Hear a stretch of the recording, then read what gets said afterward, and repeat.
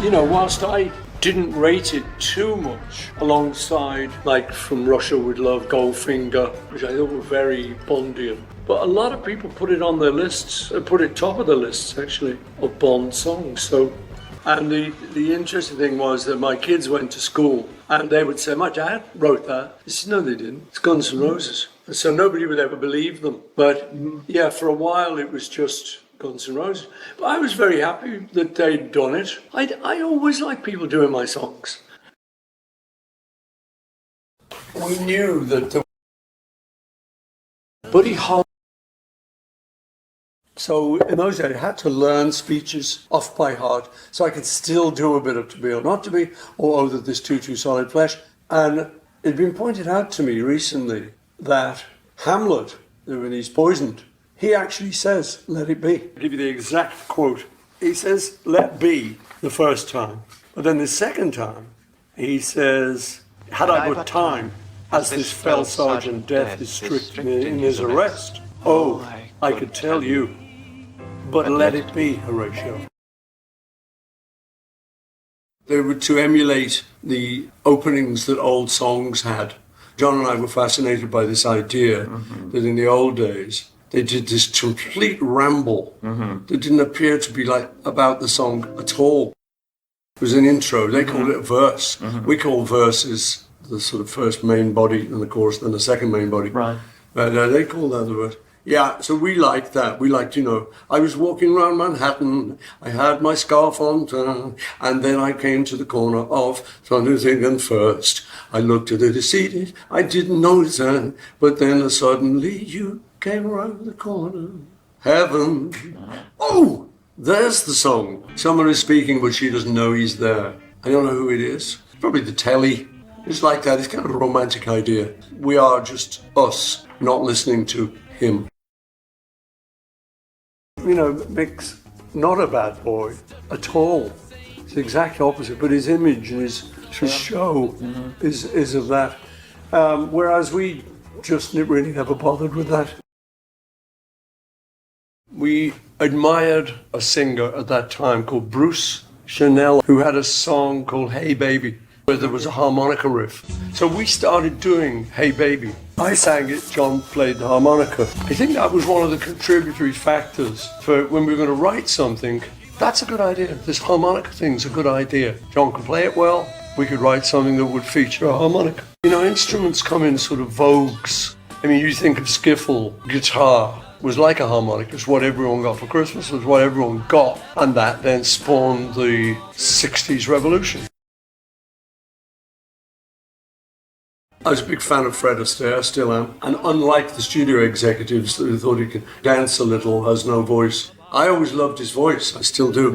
And I actually use it often as an inspiration. I did an album of standards. And that sort of heaven, that little place for your voice, is a lovely place to sing from. It's not there, or there. It's sort of heaven.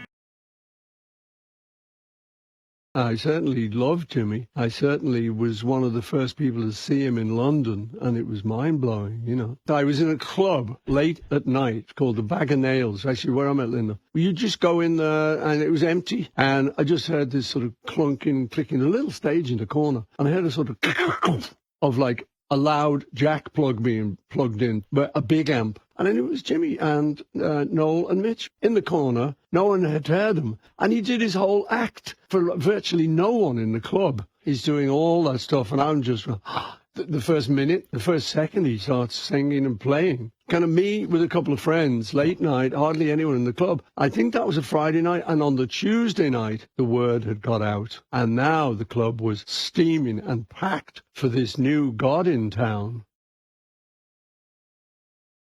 I had resisted the idea at first, but when it worked, I fell in love with the idea. So I knew now that I wanted to do a similar thing with Eleanor Rigby. So I would go round to George's house, we'd arrange a little session. And I said to him, you know, I'm fascinated by Bach. And he said, well, Bach, you know, would have done this. And he laid out the chords as he had done on Yesterday.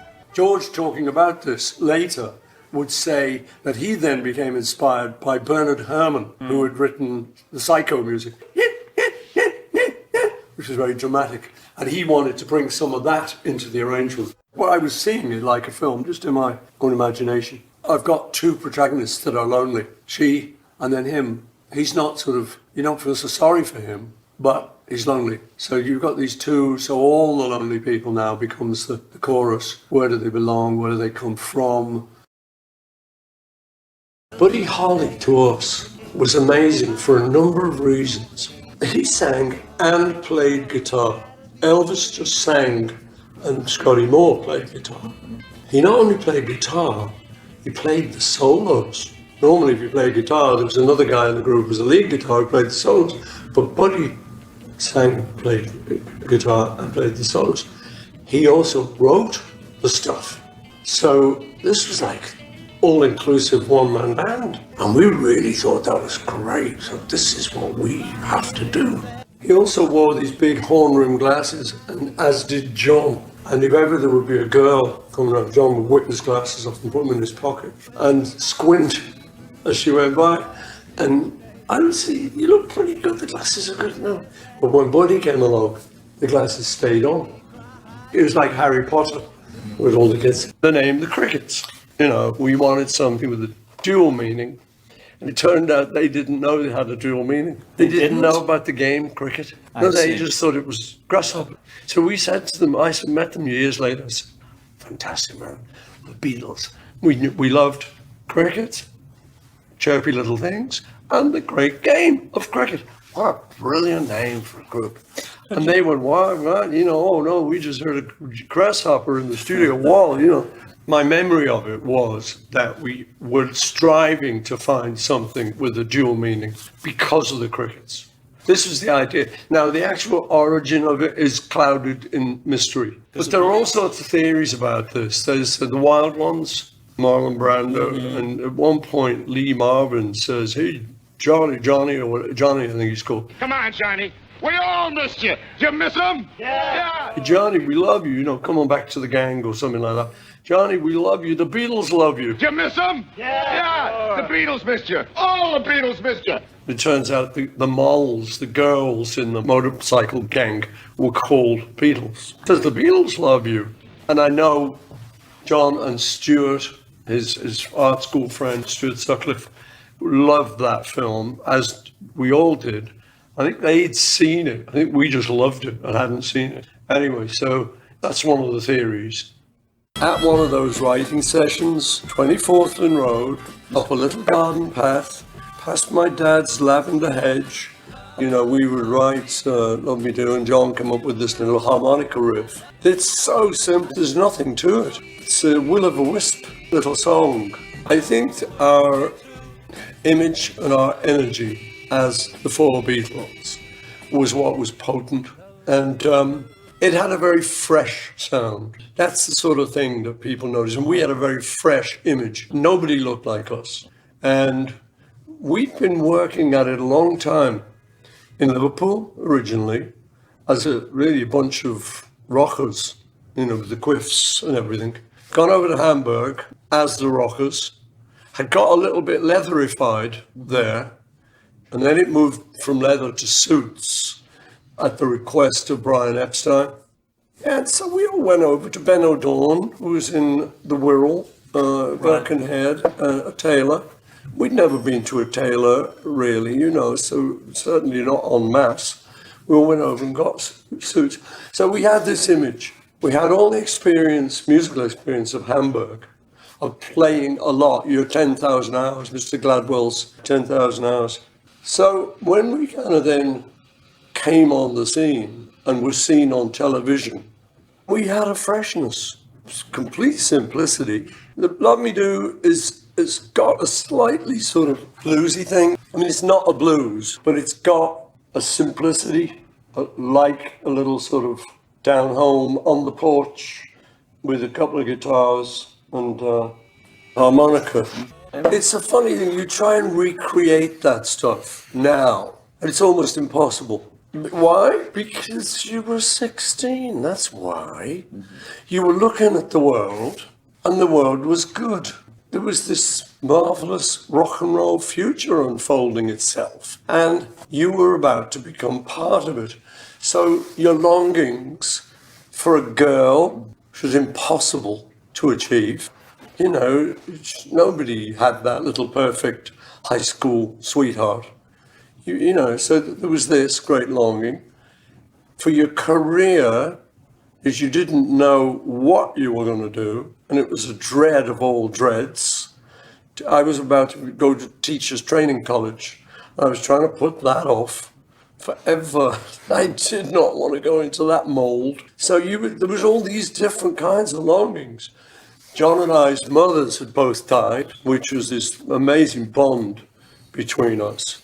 We both understood the anguish of that. And at that age, it's largely unspoken. Mm-hmm. You just say, oh, your mother died? Yeah, so did mine.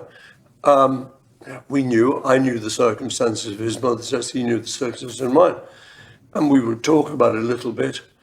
But being young boys, you didn't talk about it much. So all this was rolled up into this package, this longing, and it spilled out, which is the best way to write. John and I looked at that and said, right, we could do that. What a good idea. If we get hits, that will then get money, and it may not buy us love, but it'll buy us a car. I must admit, we were young guys without any money, coming from Liverpool with dreams. And once we realized that to write a hit song would get you some money, it was very attractive thought. And it wasn't just the money, it was then the joy of pulling a song out of a hat, being able to play it with our band, which needed songs. So we were feeding the machine. Our recording hours were what now classical people do. It's the norm for recording. You normally go in 10 o'clock, you get yourself together, you start at 10:30, you then will work 3 hours, you then have an hour break, and you work 2:30 to 5:30, and that's it. And in those 2 periods of 3 hours, it was expected that we would be able to finish 2 songs. So we did, and that was the output and the flow of just having to come up with 2 complete things. But the great thing about this was you were finished by 5:30. There were all sorts of things, as I say, that you instinctively knew. Don't try too hard. Don't work too hard at reaching for it, because the more you reach, the more it'll recede. Just kid on that you don't even want it. Something will happen where everyone else around us will be worrying, what's going on? Oh my God, oh my God, oh my God. We always related back to this accident we'd had on the motorway going from London up to Liverpool, where we'd skidded off in the snow down the bank with our van, and at the bottom of the van were this, how the hell are we ever going to get home? It's snowing, we're freezing. And someone in the group said, well, something will happen. And it was like, that became a mantra. And as I say, it's actually a very good one. It's not reaching for it, it's letting it go.